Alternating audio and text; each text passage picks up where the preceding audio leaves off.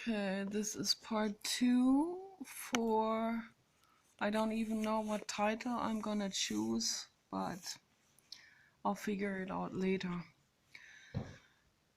So anyway, I'm kind of tired, I don't know. But what really fascinates me is the vastness. Vastness. Vastness of land. Vast ocean, the sunsets, big buildings, like that building by Jeff Bezos in Washington, in Seattle.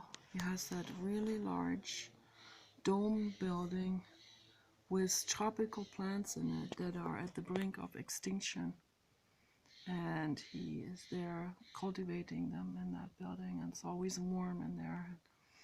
They don't even need heaters because it's like a greenhouse. It's fantastic. To me, that's vastness. So Jeff Bezos, I don't know, he's probably greedy, but he has vastness. So that makes me, for me, this is like, that's the meaning of life, To hang out with Jeff Bezos and be in these buildings and talk about philosophy and talk about visiting the moon. For me, that's the meaning of life. That's vastness.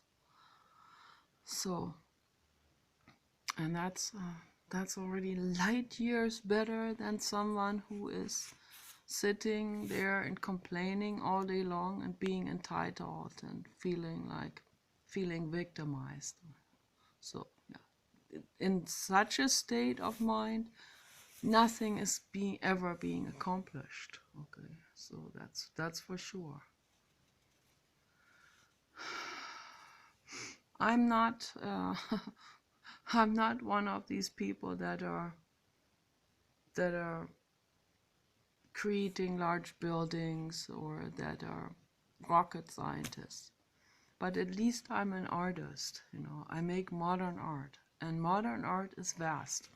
And I get tired and I get caught up on the internet a lot, and then I don't do enough, but I decided, so I'm at least gonna do a couple of hours per day, every day now. So I really want to do it, even if I'm too tired or I just want to lie down and sleep.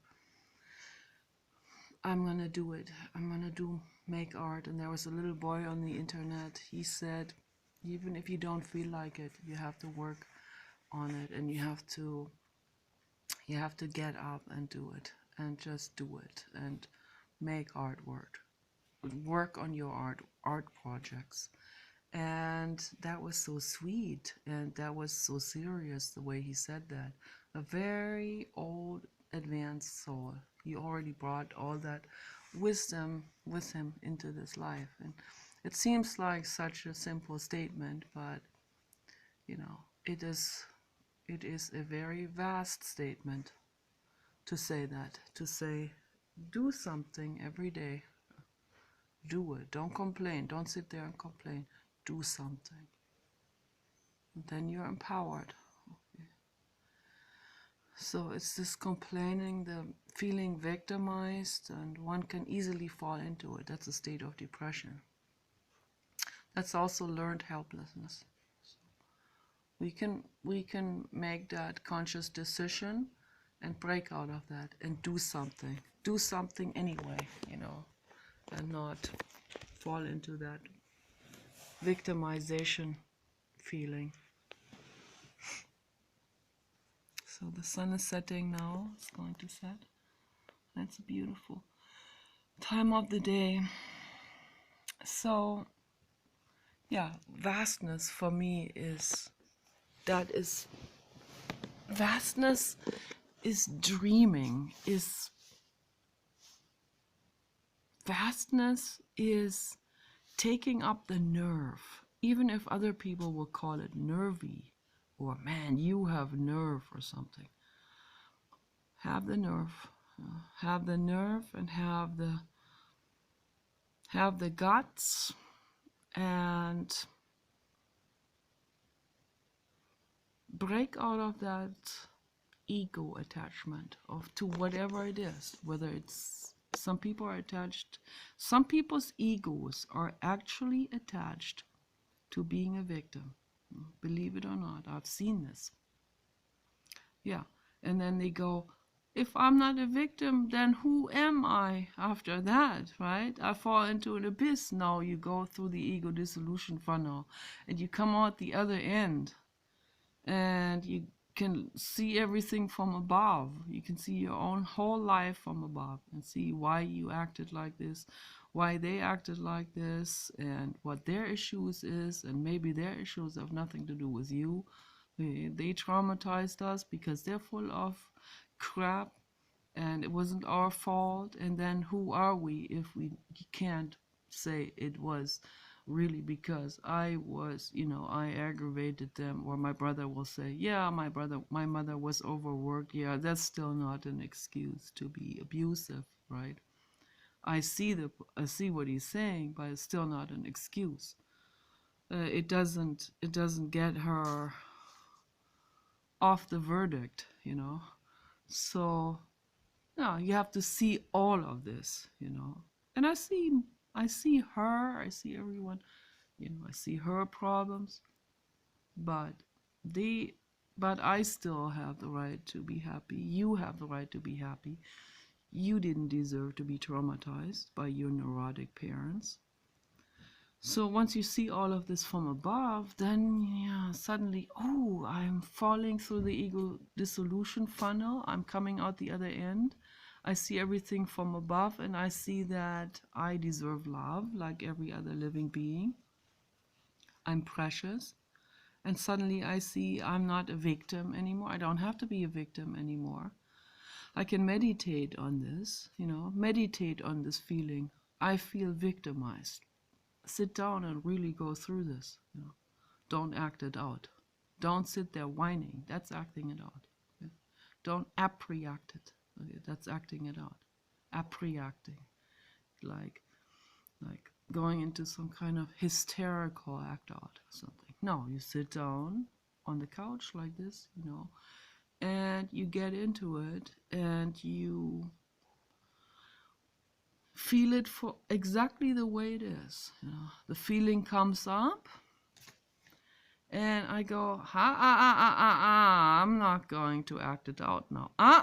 It wants to act out. It wants to get chocolate.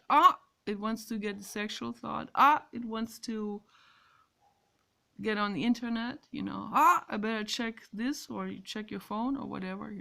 I check my email. No. Okay, I'm not going to act it out now. Or I want to let my anger out, or I want to blame someone and then let it out on that person. We're all victims. We're all in this whole suffering boat together. Okay. Every single one of them. Every single one. So, and then we clash, because our neurosis has different forms, but it's basically all the same thing. It's just different shapes. That's all it is. So it's the same energetic pattern, okay, whoever we are. So, and most of us get into this mind state of where they don't value themselves because they have never been valued. And then they put on top of that, they put something that counteracts it, but in an egoic way. And then it becomes a bizarre accumulation of neurotic, compounded armors that just are added on top, instead of going digging down to the ground. So, and that's what I want to do. I don't want to compound anything anymore. I sit down with it and I go, okay, these are all my wishes. Why do I wish for this? Why do I want to meet Jeff Bezos, for example? What is this thing, Because he's vast, yes. Because he has a lot of money. Because he is influential. Because he can create anything he wants to. You know, he can create a therapy center for us. He can create a dome house for us. He can talk to everyone, and he can say, here's my friend Nicole. He's probably going to say Nicole. Here's my friend Nicole. And he all, no, actually I'm taller than he is. So I would be putting my arm around his neck like that. Here's my friend Jeff. He is so much shorter than I am. But he'll say, here's my friend Nicole, and she wants to do this, and we want to, together, we want to make the world incredibly great. Okay, make the world great again. The whole world, the whole universe. So this whole galaxy, let's make it great. Make the galaxy great again. Okay, this is the new advertisement for Amazon or something. So why do I want this? Because that would give me the feeling like this is now I'm in the flow of life, you know. That's what it would feel like. It's my form of grandiosity. It's like I like everything grand and large, and I want the best, you know. So, or meet Elon Musk, you know, Jeff Bezos and Elon Musk, both. I want to talk to both at the same time. I want to sit down with them and say, hey, you know, why don't we just accept who we are? You are you, and you are you, and we can be friends. We can work together, you know. We can all work together. Not sexually, just be friends, work together. Yeah. So, and then also what I see in most people in the world, I see they are very quick. I don't know why they do it. It's a hormonal thing, but they are very quick to sexualize everything. Everything is instantly turned into something sexual, and everyone is viewed from that perspective for that usability, you know. So people are not seen for the individual brains. They are seen for their usability in that regard. That's very, very aggravating to me. It makes me very angry. As a feminist, as a peaceful feminist, it makes me very, very angry to see that. So this constant objectification of women in particular. So because I see we women aren't doing this. We do not sexualize everything. We do not objectify everything. So that's for sure, okay? Oh no, the siren. These kids, they are playing around with this, like sometimes in the middle of the night. I don't get it. So, and then when we really have an alarm situation, then people aren't even going to pay attention to it. They go, oh, these kids are just playing with it. So, but whatever, yeah, these are my dreams. I wish I could meet amazing people, amazing brains like Jeff Bezos and Elon Musk, and other amazing people, and Ingrid Newkirk and Paul Watson and Peter Hammarstedt. I would love to meet these people, and Simone Reyes and Pamela Anderson. Those are all amazing brains, amazing souls that are making the world a better place. So Pamela Anderson is an amazing animal rights activist. She's donated millions and millions of dollars to PETA and helping PETA. She's the spokesperson for Sea Shepherd Conservation Society now. Doing a whole lot, traveling around the globe to help, to make the world a better place for all living beings.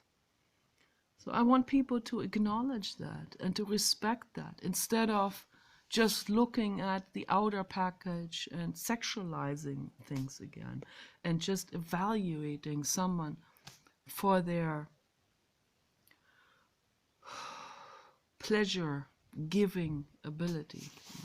So, but see that living being, and the mind and the effort that that person is putting into the world to make the world a better place. Okay, that's what matters, and that's what matters more than anything else. Okay, there's suffering going on in the world, tremendous suffering, tremendous abuse in corporations, in institutions, institutionalized suffering and sadism going on in the world. Okay, we have things to do to help. Okay, we need to lift this, we need to end this, we need to stop this. Okay, we need to do something to end that suffering that's going on in factory farms or in laboratories and fur farms and the agricultural conglomeration, shooting wolves, putting them back to the near its extinction, and constantly fighting, constantly be in resistance, constantly tweaking the laws in their favor against the animals, against the environment, against even the air that we breathe, against the safety, the naturalness of the world that we need to live, to survive. They'll put toxicity into the world because they can only see the money, the immediate money, the extra profit on cost of others, the exploitation. That's all they want to see. When someone says something against it, they go crazy. They don't want to give at all. They don't want to give a better world. How sad. So we have a lot of work to do. You have to talk to these people. You have to get into this. If you get into this, you can talk to others and they will talk to others. We have to do this work. You have to talk to these people. If you know these people, if they're your parents, or if you know them in person, talk to them. They need to know that what they're doing is not going anywhere. It's causing suffering. They need to become aware about this. Okay? So I want to help. I want to help as much as I can during this lifetime. It's not easy. And so, because I have no influence, because I'm not a Marilyn Monroe or Elizabeth Taylor or Scarlett Johansson or Tana Mongeau. I'm not any of these, okay? I'm the ugly cousin from the backwoods. So I have no influence. Not even my father, who has some, he has connections. Not even he helps me. Yeah. So he has a very wealthy friend, and every time I brought up something about environment and animals, that guy goes nuts. He becomes crazy. He doesn't want to talk to me anymore. He ignores me, shuns me. I talked to my dad about the whales. He hung up the phone. That's why, you understand? That hurts. That really hurts me. What is this in those people? What is that? Or my dad saying to me, you think that you know more than the entire medical industry. And then he kept talking, and I said, you want to know the answer? You keep talking, but I got the answer for you. The answer is yes. And it's like, how dare you? You know, it's what they're thinking. Yeah, I do.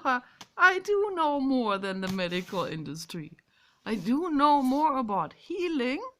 Yeah, because they don't know healing. It's not about healing.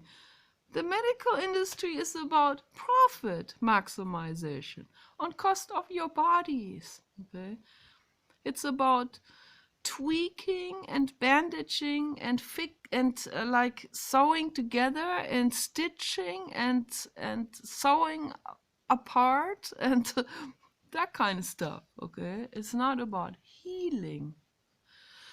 So yes, of course I know more than they do about healing. Absolutely, 100%. And so did Donna Pessin. Donna Pessin was murdered.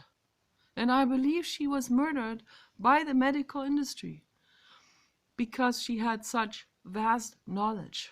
Okay, so they tried to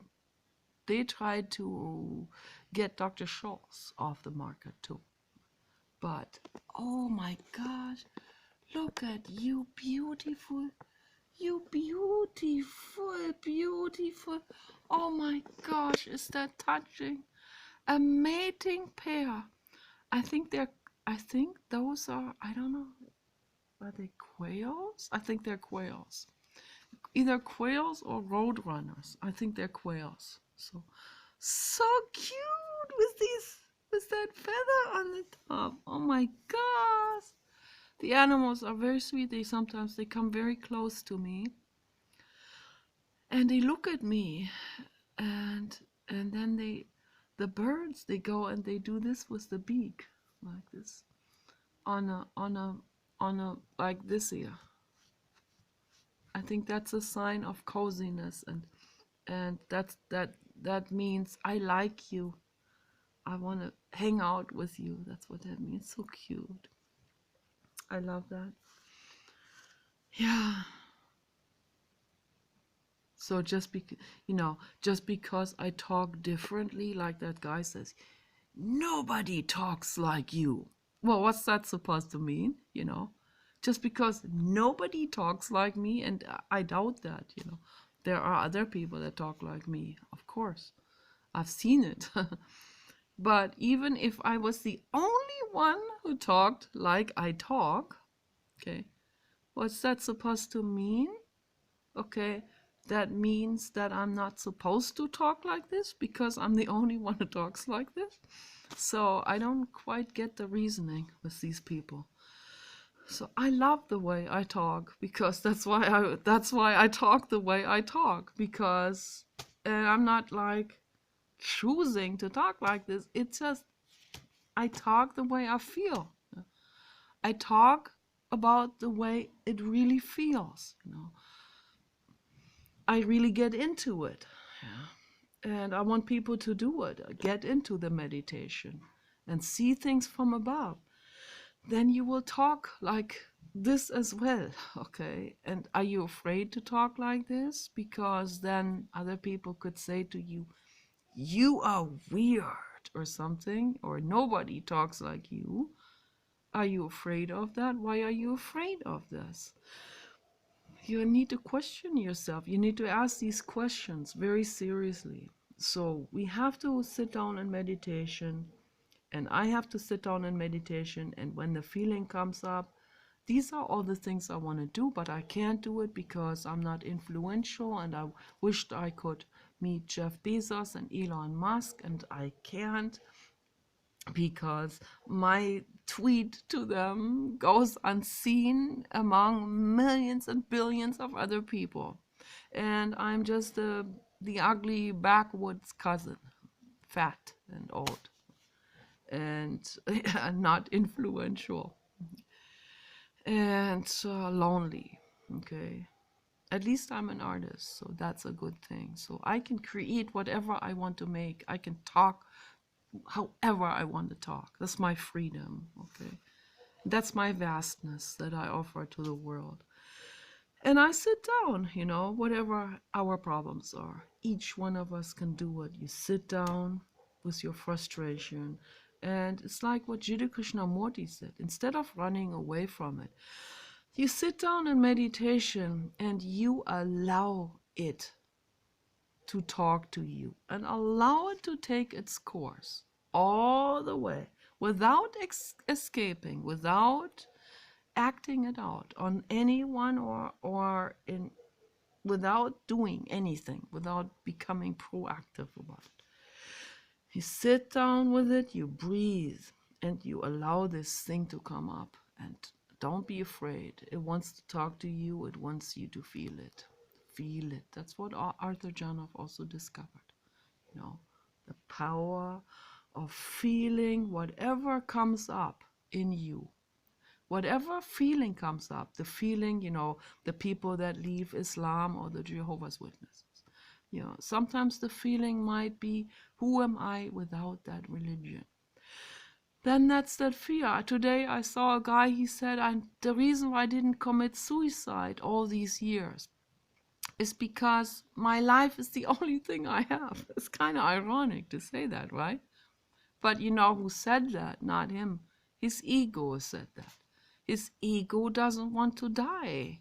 Who is he? Then he goes into nothingness. Nothingness? Who am I? When there's nothingness, then I'm nothing. Then I'm not existing anymore, right? Why is that so scary? Ask your ego, why is that so scary to you? Ego. So I sit down and I go, yeah, me ugly backwoods cousin. I have no influence whatsoever. Okay? No one sees me. The influential people don't see me. The people that are like, that must be so interesting to talk to for 10 hours straight. They don't see me. Yeah, so I sit down with it and I go, they don't see me. No, but seriously, they don't see me. Sometimes I laugh. It's okay. You can also laugh. And if tears come up, don't run away. Let the tears come up. They don't see me. I'm insignificant to them. They don't know I exist. Maybe Caroline, ASMR, she knows I exist because she gives me a heart sometimes for my comments. So Jeremy gave me hearts. He even wrote back some. One time or a few times he wrote back. Ben Goertzel wrote me back. So I'm not that unseen, If I really look at it, Ben Goertzel wrote back several times, okay, through email. He took the time to write me back, to write this one person, while he could spend time to do public relations and talk to hundreds of thousands of people in these minutes that he took time to write to meet this individual people.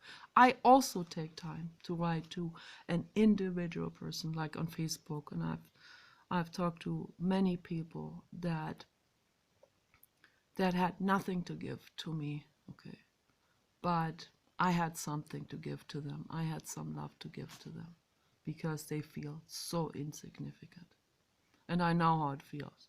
So I give that love to them. I say that I'm in the same boat, we are insignificant. I make you feel better. I give you a hug. I do this while they're objectifying me. I give them a real friendship, and they don't even know what that is, real friendship. And so there was a guy in Pakistan, he thanked me, and I'll never forget that. That was very meaningful, That was something he gave to me. That was a present he gave to me by saying to me, thank you. You've helped me with these long conversations that I had with him. And the reason why I helped him with these conversations is because he wasn't in resistance. He's a Muslim and all of this, like all these other people. but he was not in resistance to what I had to offer to him, which stood completely outside of religion and outside of Islam. Most people go into resistance. Then I can't give them anything because they're in resistance. They're not receptive. But this guy was listening, and he was taking that seriously, what I said. And he really got into this, what I said. So he took that to heart, to mind, and he put that into practice in his life. And I'm sure, 100%, that he had a loving mother, and that's why he was able to do this. That's the biggest problem in the world. That when the mothers are not loving and really there for their babies, then these people grow up into enormous psychological act-outs, including attachment to religion that becomes their identity. Then they feel like they fall into an abyss if they give that up. So that's why I say, man, everyone who gets out of these egoic attachments, whether it is the religion or a status or something, if you get out of that, I give you my highest praise, because that is enormous mental strength, emotional strength to be able to do this. Enormous strength, okay? You are the total winner, okay? Absolute winner. You are stellar if you break out of religion or status or any kind of egoic attachment, whether it's a diploma or a doctor title. If you break out of this, okay, we're all in this together. Nobody is better, no one is worse, no one is above anyone else, okay? We're all pawns on this playing field, in this 3D playing field, in this particular galaxy, okay? And everyone is equally precious. Your body, your brain. Your body doesn't want to hurt anyone. Your brain doesn't want to hurt your brain cells. They don't want to hurt anyone. It's the ego that detaches, that cuts you off from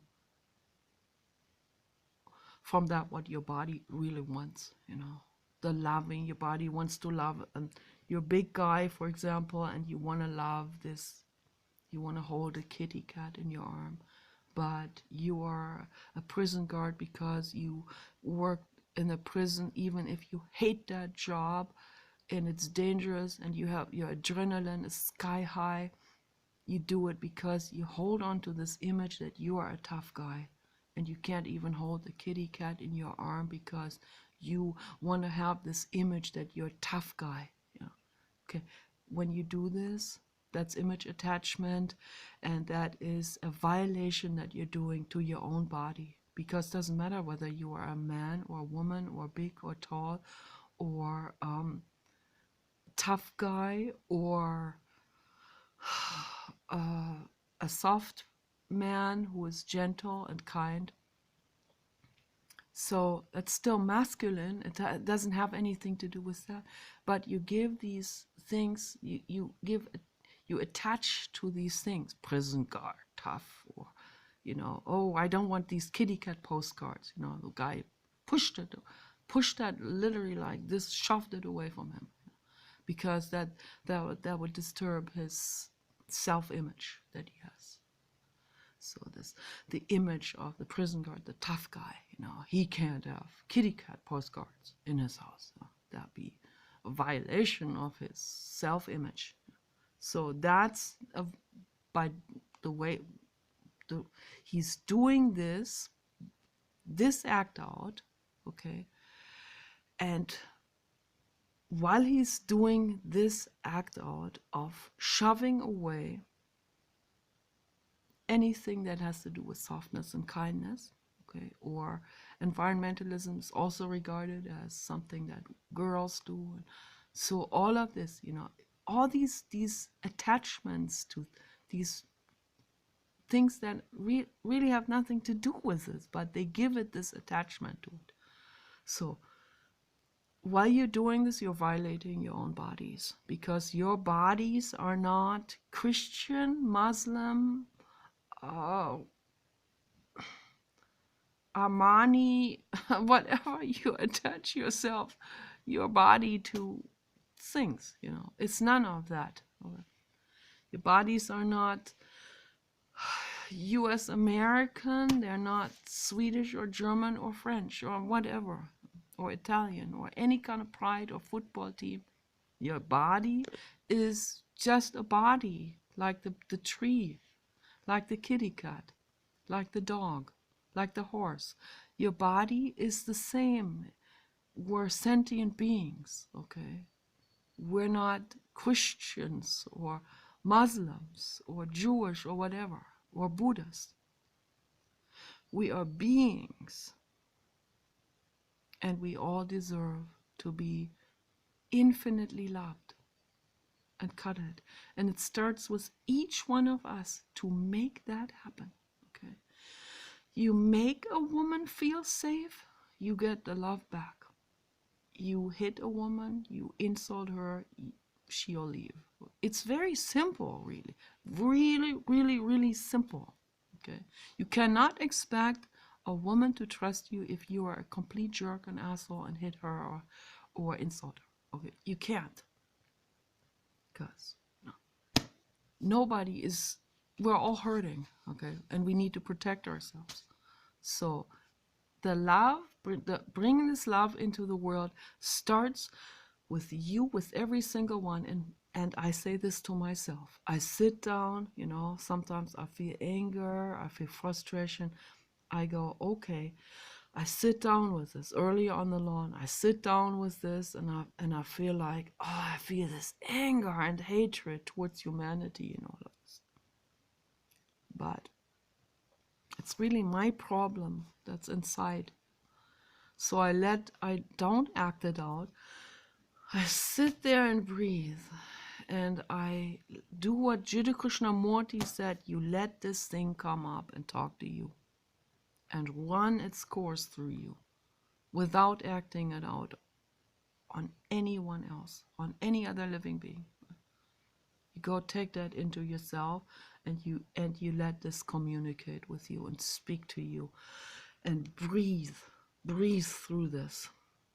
And you can cry tears, and you'll come out the other end, and you'll have enormous insights, and then life gets better from there. It gets better and better and better because you have more clarity. And when you have more clarity, you are kinder to others. And when you're kinder to others, you have more contact, real, genuine contact, real friendship, not the superficial stuff. Real friendship. That friendship can also develop into a sexual whatever, romance, whatever. The most important thing is friendship, okay? Not the MacTow quick fuck, where that just draws more and more away from the other people. That objectifies the others even more. That makes them run even faster away from you. That it's war. That's what it is. You know. Let's come back together and let's create friendship. It doesn't have to be this or that. Just a friendship. That's the bottom line of this.